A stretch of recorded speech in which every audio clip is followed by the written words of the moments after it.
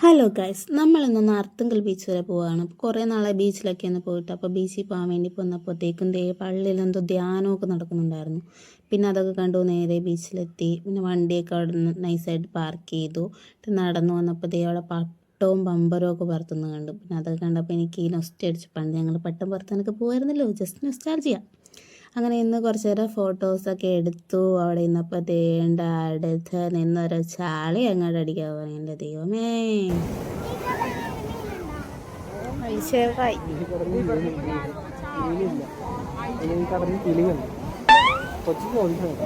ഈ കടലിൽ മീനുണ്ടാവും, ഈ കടലിൽ കിളിയുണ്ട്.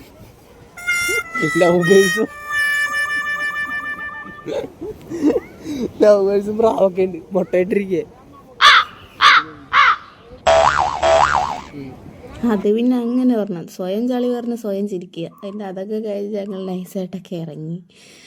അപ്പോൾ അവിടെ ഈ ഉണക്ക മീനൊക്കെ വിൽക്കുന്നുണ്ട്. അപ്പോൾ വലിയ മീനൊക്കെ കണ്ടിട്ട് അതൊക്കെ നോക്കിക്കൊണ്ട് വന്നപ്പോഴത്തേ ഒരാൾ ഇവിടെ നിന്നിട്ട് ഓരോ മുദ്രകൾ കാണിച്ചുകൊണ്ടിരിക്കണം.